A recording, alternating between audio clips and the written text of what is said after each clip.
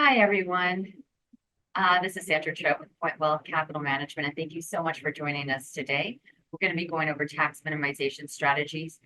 Please raise your hand if you have any questions during the presentation, and definitely feel free to raise your hands even afterwards or email us any questions. Please note that this presentation and webinar is going to be recorded. So if you object, please disconnect now. Other than that, welcome aboard. So it is tax time. I hope everything's been going well for you during this tax season and you've been talking to your tax professionals.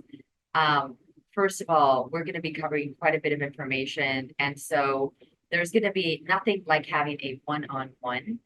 There is no cost, obviously, as you are my client. So if you are my client, I should say. So yeah, please feel free to make an appointment and we can go into more depth if this presentation doesn't meet all your needs. First, I wanted to go over today's agenda. We're going to be going over things that you can do as far as minimizing taxes, but also things that we are doing for you.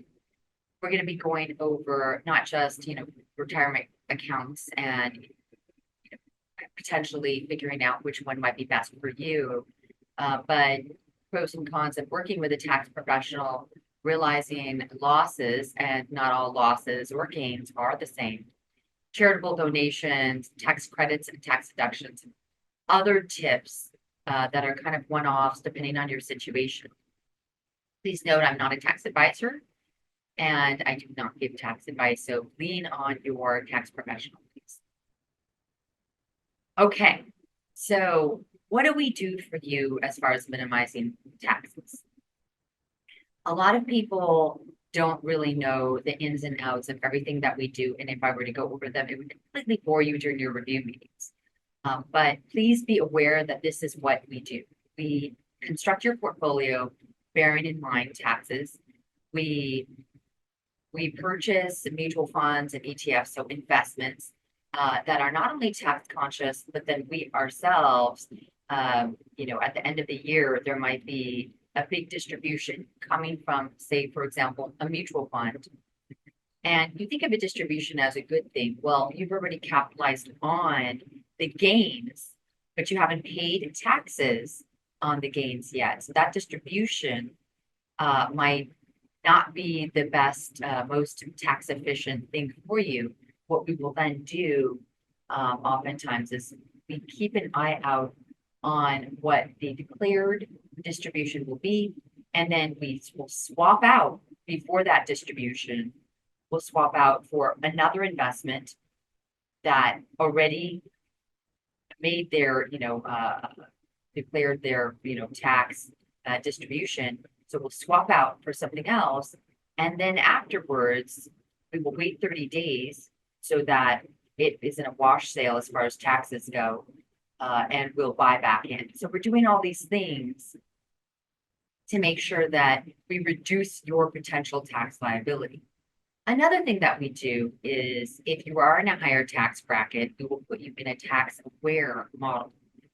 And we work that out by looking at your tax bracket. So that's oftentimes why we want to work closely with your CPA or tax professional. It's also why we will ask you what your effective tax rate is or what your estimated income might be. And that's why we might put you in a tax aware portfolio. Now, you might think no matter what, you want to be in a tax aware portfolio, but that's not always going to be the case because in corporate taxable bonds, you might get that higher interest rate. So we're really weighing the two and we're really seeing what would be best for your particular situation. And that's why our models are customized. And then we're really trying to hold positions for 1 year and make sure that you're getting long-term capital gains. Another thing is we do a quarterly third-party analysis, and that analysis will basically be sending out our models every single quarter. We've been doing that for years now. Send it out, and then we have a sit-down meeting with an outfit, for example, like JP Morgan, Texas, Goldman Sachs, Morgan Stanley, you name it. and we'll have a sit-down meeting, go over their analysis, and part of that analysis is tax efficiency. And then we tax loss harvest. So during the year, like last year, for example, we tax loss harvested 4 times. And what that means is we'll look at if there's been volatility in the market, any volatility, even in particular sectors like emerging markets, we will capitalize on that, sell, like I mentioned before, we'll sell, swap to another emerging market investment, and then wait 30 days and then swap back. The reason why we wait 30 days is because if you trade in, out, or out of, and then back into an investment within 30 days, the IRS will not recognize that as a loss. And we really like to realize losses when we can for tax efficiency. That doesn't mean that you necessarily lose money. Like last year was a very good year, but you might not lose money, but you might not have to declare all the gains that you made because we've been doing that tax loss harvesting. And then distribution planning. Now, this is very important for those of you that take out income, whether it be income to pay for your expenses on a daily basis, or if you're in retirement or whatnot, or for those one-off expenses like purchasing a car, putting it down on a home or a second home. This is really important because, and this is why I would say, please let us know how much you need and when you need it, giving us at least 7 calendar days in order to get that money to you in your bank account. I ask that because we will look at your accounts and we will, knowing your situation, make a discretionary decision as far as where it would be best to take it. We will always, if you want, go back to you and say, hey, this is where we're thinking about taking it and this is why. You need only ask, but for most of the time, people just trust that we are making sure that we do the right thing for you. And then finally, legacy planning for future generations. This is a really great opportunity, just having a financial advisor. And one of the value adds is planning for, being able to plan for passing down wealth in the most tax efficient way, whether that be through, say, converting a traditional IRA to a Roth IRA, or, I don't want to get too into it, but doing some more sophisticated strategies in order to avoid taxation or minimize taxation. Bearing in mind that we are also not estate planning attorneys, we don't give legal advice, but we definitely work hand in hand with your estate planning attorney, and we have access to estate planning attorneys. Okay, next. So retirement accounts. This is something that you can do. I've just now gone over things that we do for you here at Pointwealth, but some things that you can do for yourself. First and foremost, for both you and your loved ones, if you are in the accumulation phase of your life, make sure that you are matching. So if your employer matches, typical matching would be 100% of the first 3% and then 50% of the next 2%. What that means is if you're contributing 4% of your salary, or I should say 5% of your salary towards a 401k, the employer is going to match 4% of your salary. So they're going to put in 4% of your salary in it. Highly recommended. Now, deferred compensation plans, such as a 401k, come in different forms. 401k, 403b, 457, they're all extremely similar. One thing that's very different is the Roth 401k. A Roth 401k is a plan that you put in money, you don't get a tax deduction, but all the gains from it are not going to be taxable. So, for example, in a traditional 401k or 403b or 457, you put the money in, it lowers your tax bracket because you get a deduction for that. That's uncounted. The money that you put in that type of account doesn't count for income, right? And so you're not taxed on it, but when you take it out, including the gains, it's going to be taxable at ordinary income tax rates. Why would someone want to do that? Well, it's been shown that if you put in money into a pre-tax deferred compensation plan, such as a 401k, the money that you would have paid in taxes, it's delayed, it's deferred. And so that money grows and grows and grows, and you're able to earn money on the money that you would have paid taxes on. So it grows much faster. A Roth 401k, in some ways, is so much better because it grows and grows and grows. Yes, you're taxed on it, and so you start with a lesser amount, but it grows and grows and grows. And then when you take out the money, all that growth and your principal, that's all tax free.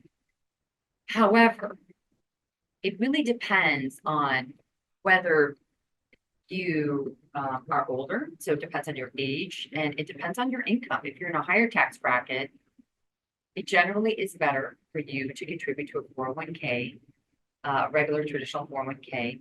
If you are younger and maybe you're in a lower tax bracket, then the tax deduction doesn't help as much, and you have a longer period in order for that money to grow.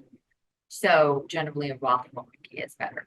If you have any doubt whatsoever in your mind, or you just would like a second opinion, feel free, please, to go ahead and contact us because we'll run an analysis and let you know. Jumping to traditional IRAs versus Roth IRAs. Now, this is a little bit different than a traditional 401k or Roth 401k because with a Roth 401k or traditional 401k, you're able to contribute when you're working, you're able to contribute to your employer's traditional 401k and Roth 401k, regardless of your income. But with a traditional IRA and Roth IRA, you actually have income limits that you have to meet in order to be able to get that deduction if you are contributing to a traditional IRA. Now, with a traditional IRA, you can always put in no matter what your income is, but if you're over that income threshold, then you will not get a deduction. And you can still put it in and it'll still grow tax deferred, but you won't get that initial deduction. So it's not as valuable. And then the Roth IRA, you can't put in money if you're over that threshold.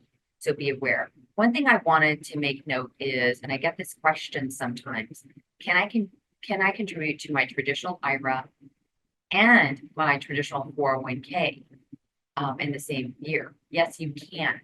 You can do that, but be aware you do have to make sure that there is a maximum you can put in to the traditional 401k and traditional IRA. You do have to make sure that you are within those contribution limits.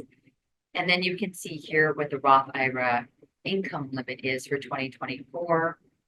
It has gone up. It is 153,000 for individuals or 240,000 for married couples filing jointly. So it's much more lenient nowadays. Okay, moving on. So I get this question, quite often, like, how do I change my CPA? I don't like them and whatnot. They don't seem very strategic. I'm going to let you know that kind of the nature of being a CPA, and this is not a cop out by any means or an excuse, but at the end of the day, there's a certain type of person I have found that becomes a CPA. They're very much about the numbers. They're very, in general, by the book, and they are very linear thinking. So you might not get the most strategic person being a CPA in general. So, but that said, it's not that hard to change CPAs if you are unhappy. So if you haven't been receiving the service or the time and attention or exactly what you need, please contact us because we'll try to look for someone for you free of charge. And we'll also send you a list of 3 CPAs that have been referred to us by clients that they're happy with their CPA. And that way you're able to, capitalize on our resources.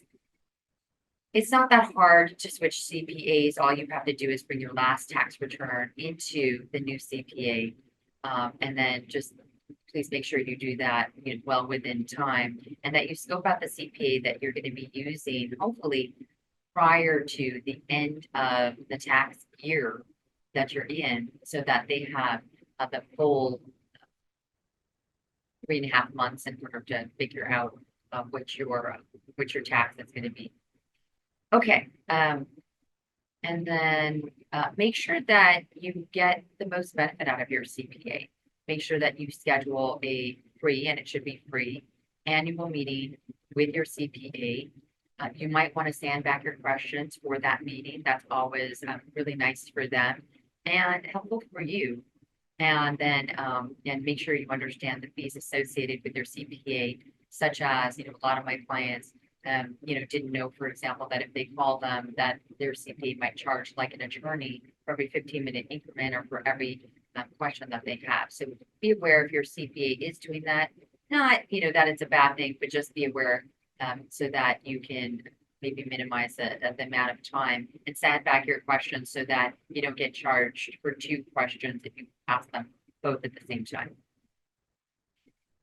Another strategy that you can use if you're into charitable donations. So first of all, if you are even remotely thinking about donating to a charity, please contact us and let us know, because there are certain strategies like QCDs and QUALOCs.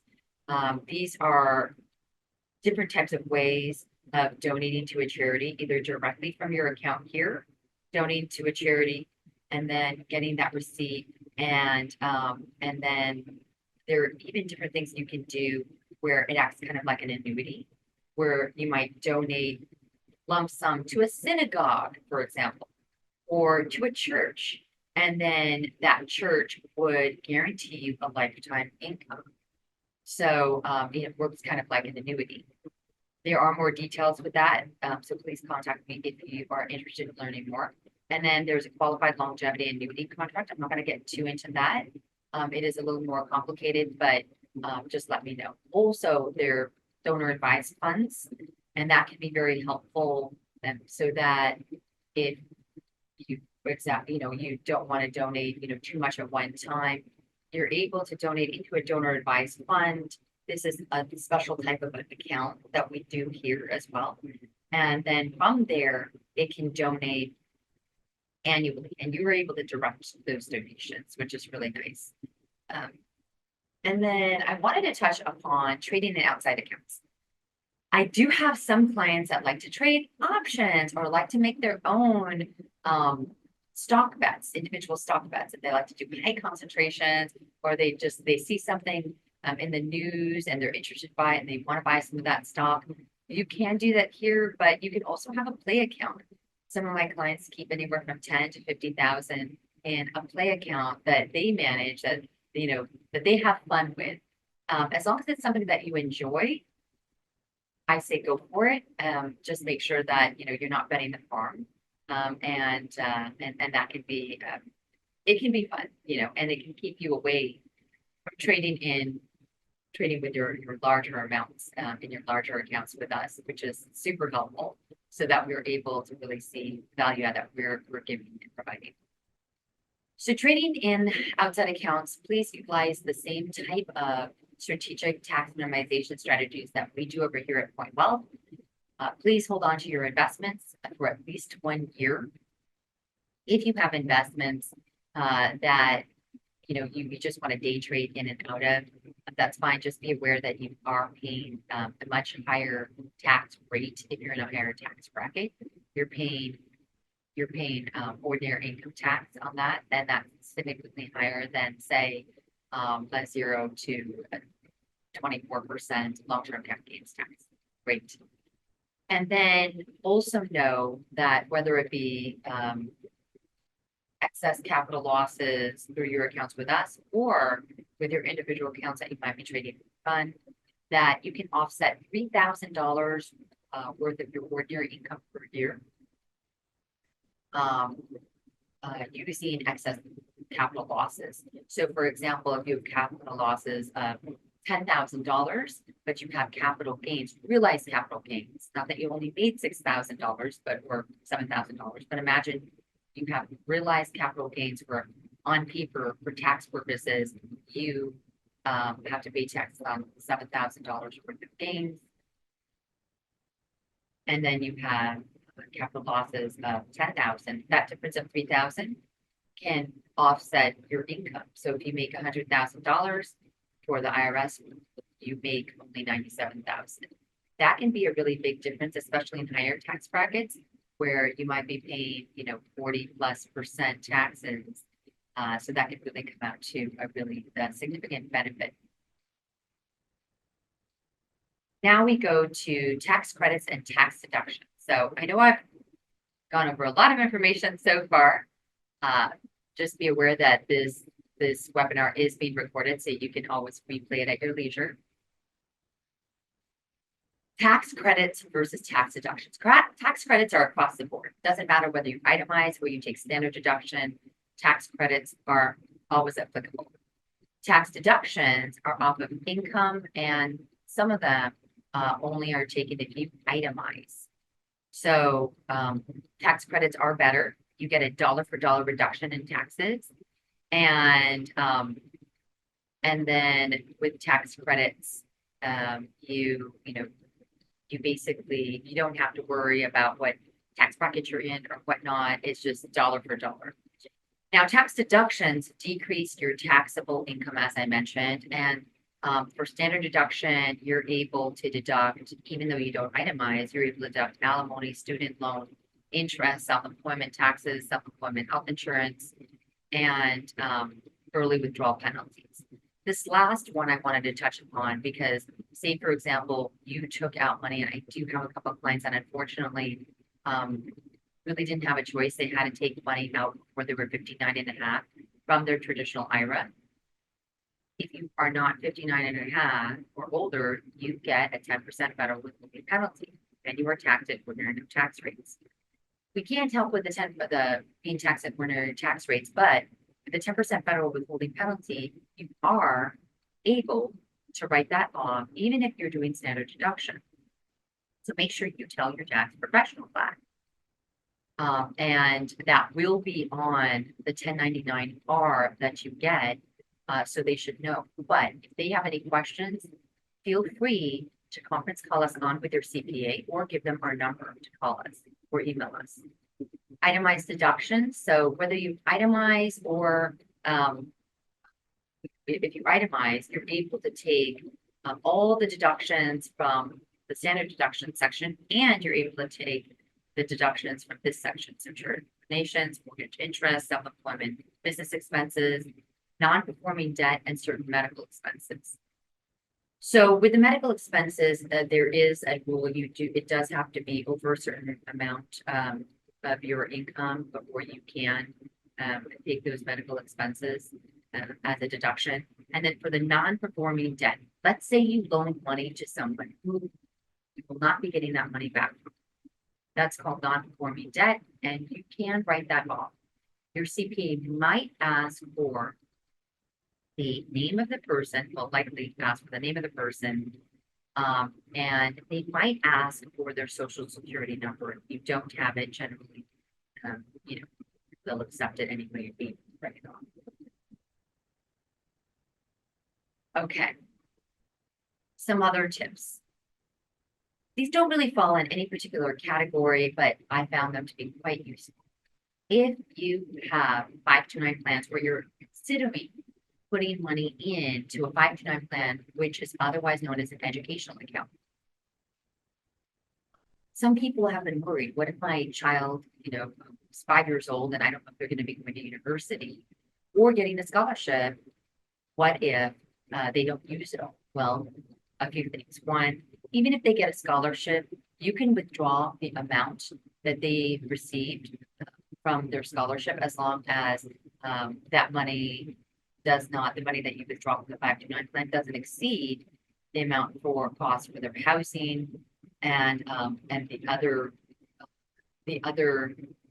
things that would qualify for a regular 529 plan qualified distribution. Also, be aware that you can roll over excess money now from a 529 plan into a Roth IRA for that child when they become an adult and they have earned income. But let's say, for example, you don't want to do that. Well, you can change the beneficiary to another child. You can even change the beneficiary of that 529 plan, those funds, to a grandchild. And you can do that up to 5 generations. And then structuring your business. So you might have a business. If you're a business owner, you want to make sure that you structure it correctly. There are new laws that came out, and I don't know the ins and outs of it, but there are new laws that have made it in some ways better for certain businesses to have a C corp.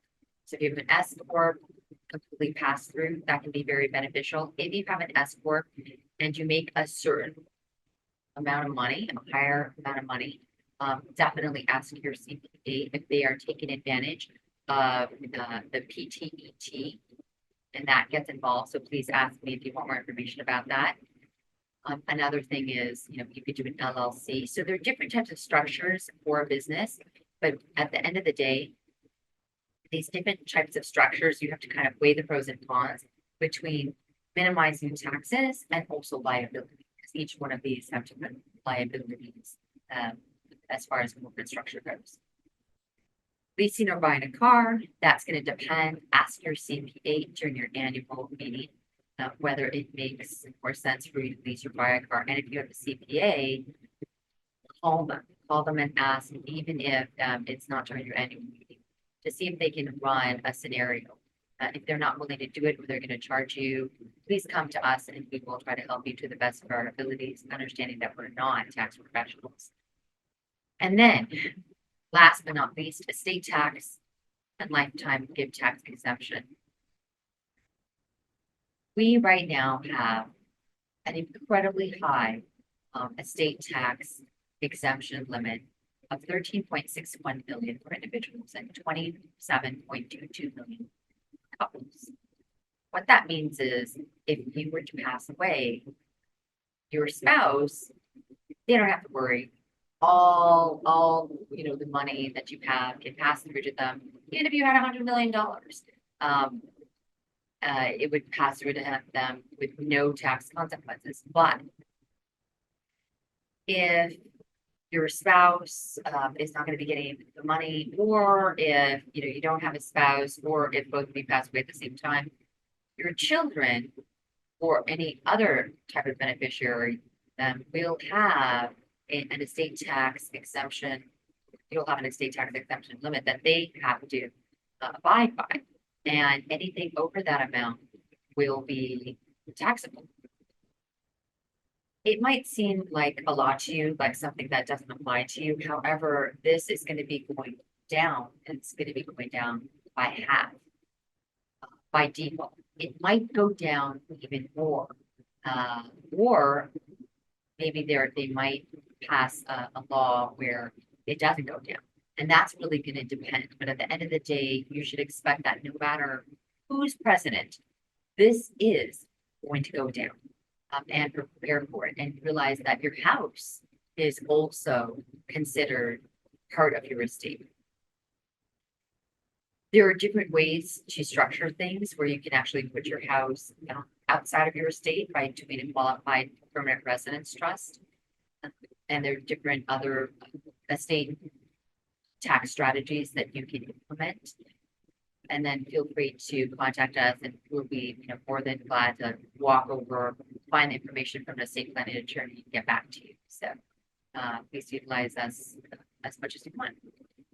Now, I wanted to leave it open for questions. Please click on raising your hand. It is on the bottom of your screen. You should be able to click on that, and we will go ahead and release your sound so that you're able to ask that question. Sam, do we have any questions? No questions over here. And Okay. I don't see anybody that's raised their hand. All right. Well, if you do, and something comes up later, please email us and we will be more than glad to get back to you. Thank you so much for your time and your trust. Have a great one.